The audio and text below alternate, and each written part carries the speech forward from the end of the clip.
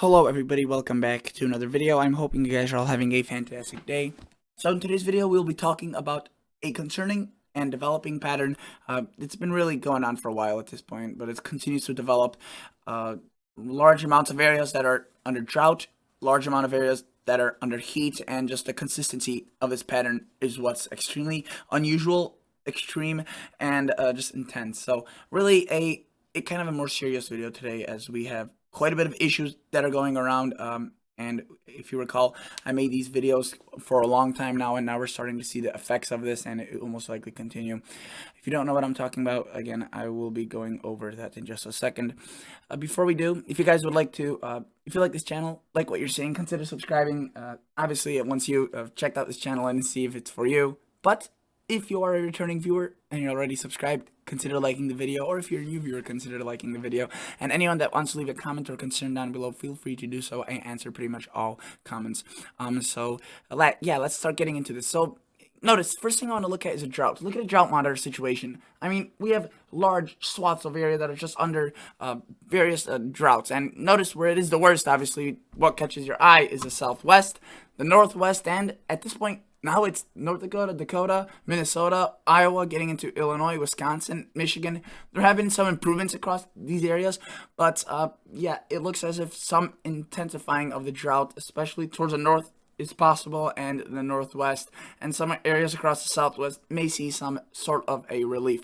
Notice across the south, maybe some areas of abnormally dry, but generally pretty good, pretty good coverage with the rain there, and a bit across the northeast. All right, and then notice that pocket of extreme drought in northern Illinois into southern Wisconsin. If you recall, a few weeks ago, into mid to late June and into really July, the West was dealing with intense, insane heat waves, especially across the northwest, and those areas have been getting hit the hardest. And let me just run through this quickly, show you the forecast kind of for the next 84 hours. Look at the heat.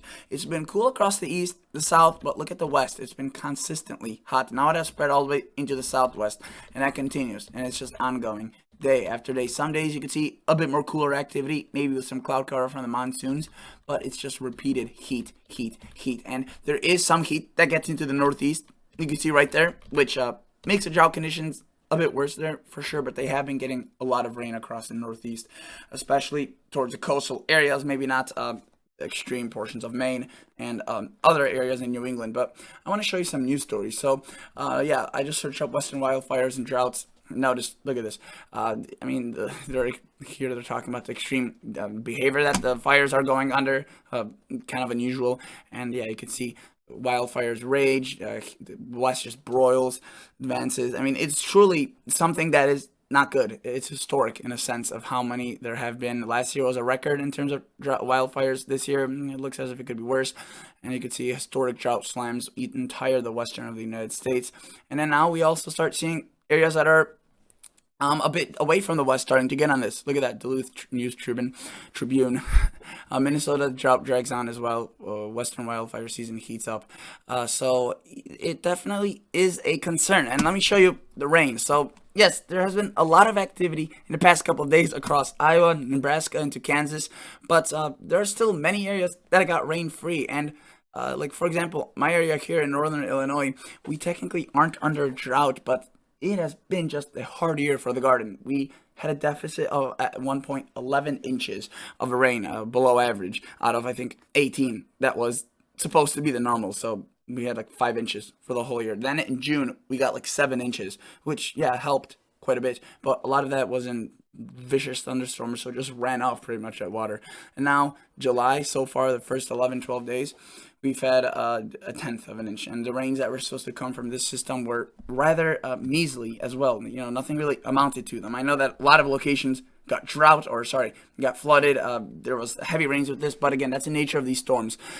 Some areas just get a ton, and then others get nothing. And it's especially getting worse across Wisconsin, where you saw extreme drought is going on, and a lot of these rain systems have been just focusing the south. So you should feel blessed that you're across the south and you're seeing the amounts of rain you have been seeing, because further towards the north, the west, the southwest, it's bad.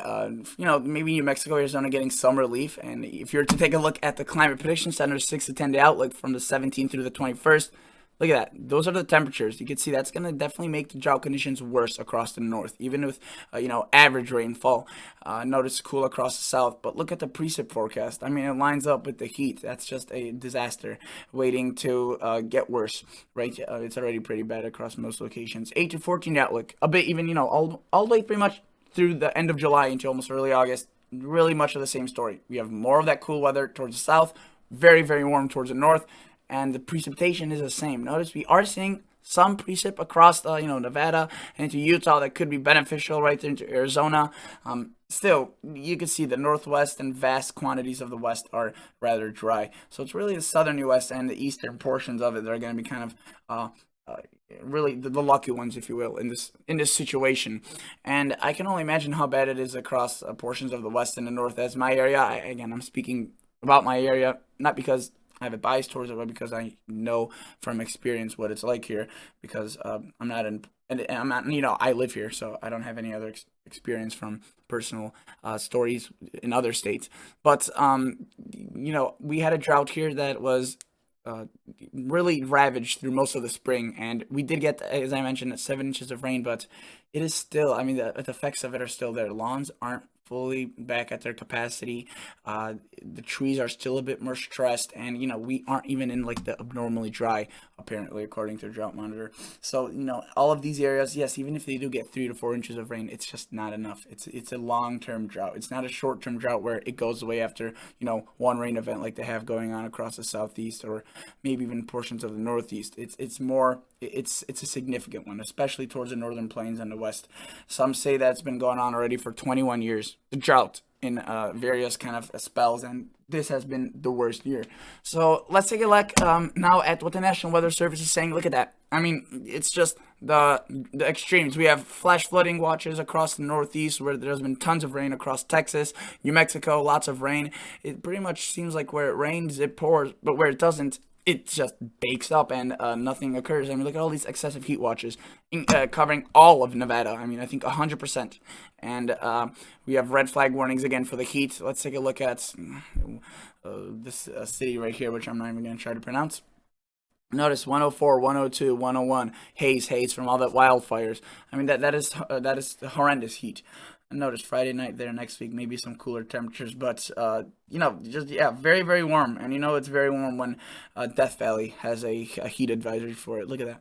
Excessive heat warning, 126, 124. I mean, that's brutal. Not many things survive in that unless they've been adapted for it, which few things have in that heat. And then notice across the northeast, the severe weather, the storms, it's just been ongoing. While the heat is being locked in by the rain, the rain, it just goes across similar locations, event after event after event.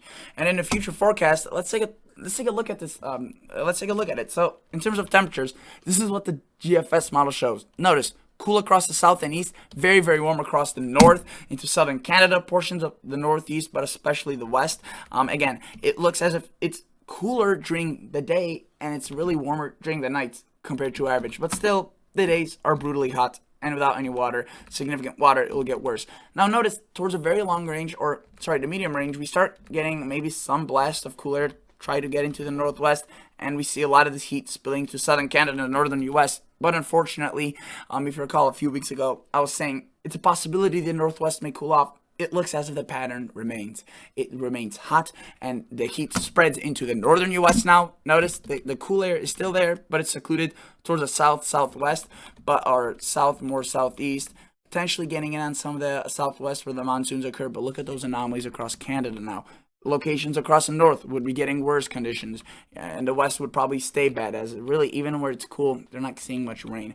And then look, in a very long range, we continue to see heat across the west, maybe some cool towards the south, and this is just one weather model, so it doesn't give us the best look at kind of as an average of what all the models are thinking. So let's take a look at an ensemble of 30 models that are in the GFS family, and notice they show very similar things. The cool air across one certain region, and it's stubborn. It doesn't really move. The heat, definitely a bit more dominant than the cool air, and notice it's across the north, the west, not necessarily the south and east. But yeah, that's not a good look into the future right there.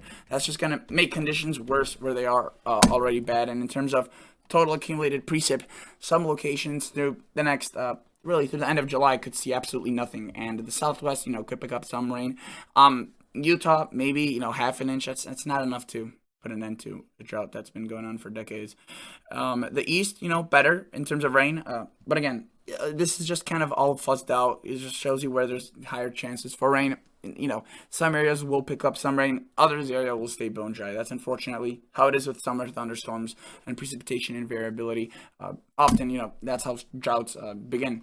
And let's take a glance now at the temperatures. And I want to show you, the precipitation event, right? And where it could be going on with its precip. So notice that the rain across the northeast, the east, again, this is way more exaggerated than it'll actually look on a radar. Something like this on a GFS weather model usually looks something like this on the radar. You could see 95% of locations staying dry, and in a few locations picking up some rain.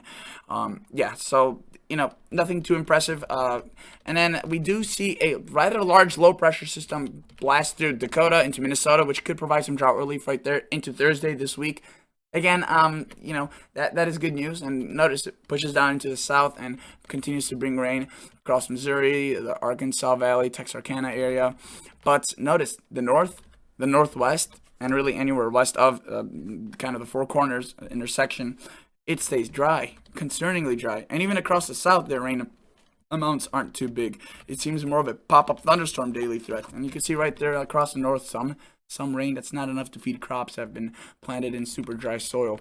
And yeah, that takes us to 366 hours. Notice what we have here is increased precip across the south and the east, and a lot of these areas, that looks like a ton. That purple coloring, it's like, whoa, we're gonna get 2 inches.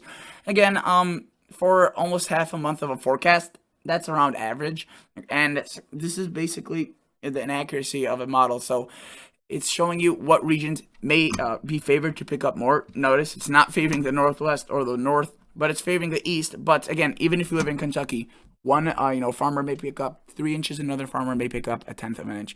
That's how it happens, and usually that's what the pattern does. And if there's only a few chances, that farmer doesn't see a lot, could be having crippling losses. Another one may have a bountiful harvest. And yes, sometimes that does even occur across just a few counties of distance. And yeah, so at least the north or the east will stay relatively good in good conditions. But look at that right there. I mean, that's gonna make the drought that's already very bad across the north worse. Potentially, maybe even spread. Notice across the west, Oregon, Washington, Idaho. That's just gonna make things horrendously bad if absolutely nothing falls on top of the temperatures they're receiving. And let me just show you that this isn't just one model. Canadian model, next 240 hours, so it's a bit less out. Again, shows decent amounts towards the south and with that cold front tomorrow. But look at that, north, just dry. The west, dry. Maybe across the Four Corners area, a bit of rain. Even Texas up here, according to this model, drying out.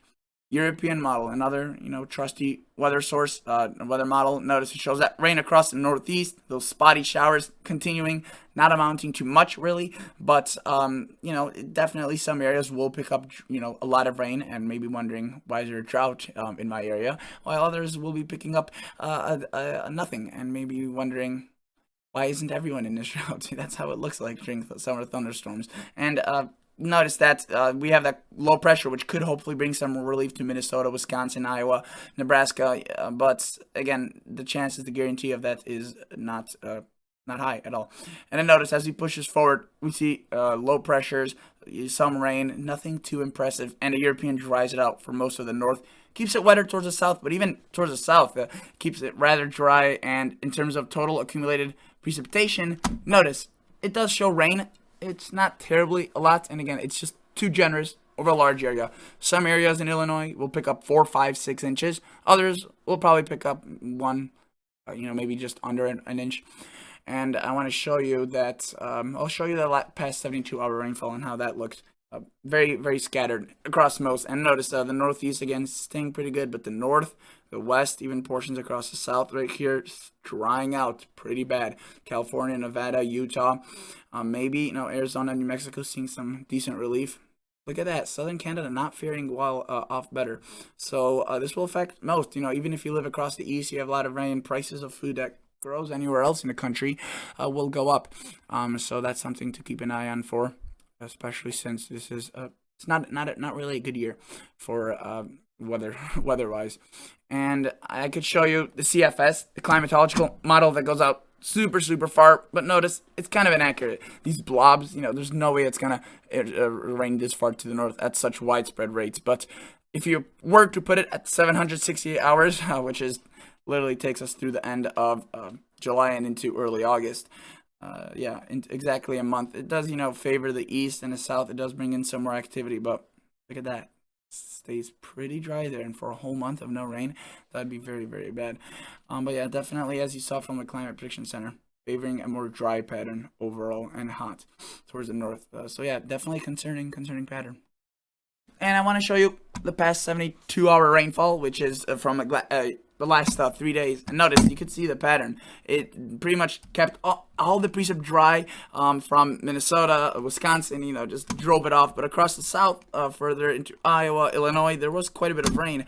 And notice, some locations, like right there, picked up 9 inches, but just a little bit over, an inch, which is still good. But then in some dry pockets, it's more of a 3/10 of an inch, which again really isn't that much of rain, especially since the pattern is going to be drying out.